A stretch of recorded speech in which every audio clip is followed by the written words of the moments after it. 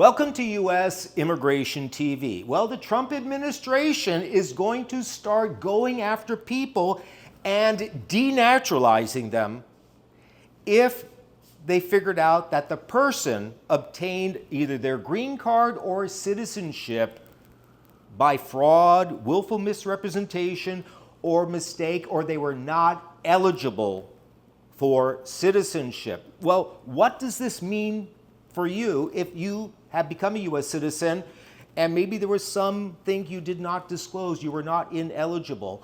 Watch this video until the end for answers. Well, the U.S. Department of Justice, or the DOJ, recently issued a memo on the orders or instructions of President Trump and Attorney General Pam Bondi concerning civil enforcement priorities, which includes prioritizing denaturalization, meaning taking away your U.S. citizenship.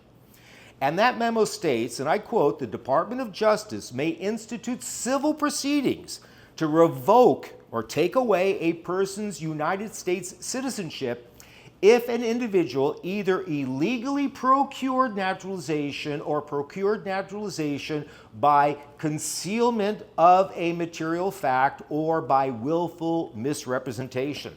Now, according to this DOJ memo, civil denaturalization proceedings support, and I quote, "the overall integrity of the naturalization program by ensuring that those who unlawfully procured citizenship, including those who obtained citizenship through fraud or concealment of material information, do not maintain the benefits of unlawful procurement of citizenship."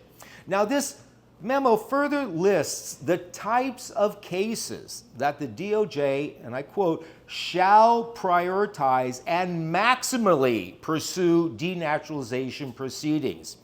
Now, these cases certainly include situations where the naturalized citizen poses a potential danger to national security. They committed felonies that maybe were not disclosed during their naturalization process, as well as those who engaged in financial fraud, loan fraud, and Medicaid or Medicare fraud, or fraud against private individuals' funds or corporations. Now, one of the most common violations is cases against individuals who acquired naturalization through government corruption, let's say a dishonest immigration officer, or fraud or material misrepresentation not otherwise addressed by another priority category. Now, obviously, there can be many grounds or reasons by which the DOJ can now go after you and pursue denaturalization if a person acquired citizenship through fraud or concealment.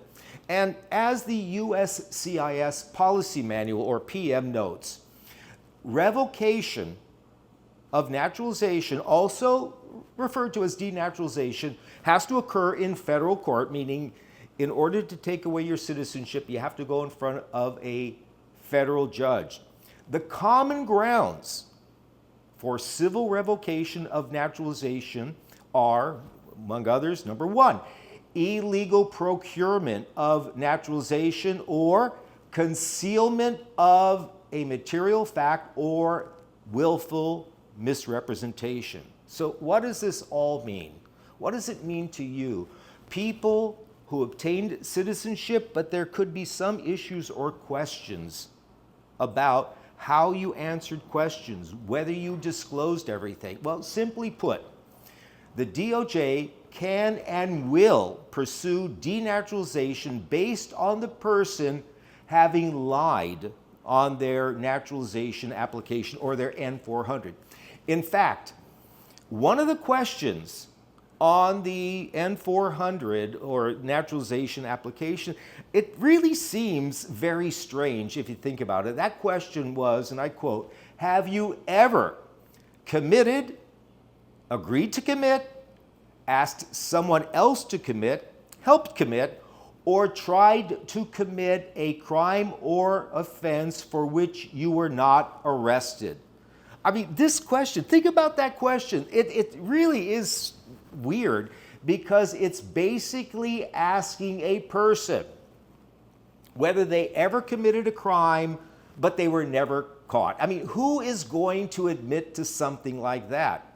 Now, the problem with that question is that if a person lies and they answer no, but in fact they did or had committed a crime before they naturalized, let's say embezzlement, they took some money or other kinds of fraud, then of course answering no, did you ever commit a crime for which you were not caught? And they said no, they have lied on the naturalization application. And that would provide a ground or basis for the government to go after you and pursue denaturalization proceedings. Now, there are other reasons why a person could be denaturalized based on what they call illegal procurement or concealment of a material fact, such as, let's go through some of the reasons why or how DOJ can now go after you and pursue maximally denaturalization. For example, a person had obtained a green card through a fixed marriage, and only now it's being discovered. Another ground for denaturalization possibly is the person had obtained a green card as single, but they were secretly married and they were still able to naturalize. And suddenly now that secret marriage has been discovered. Well, they concealed a material fact.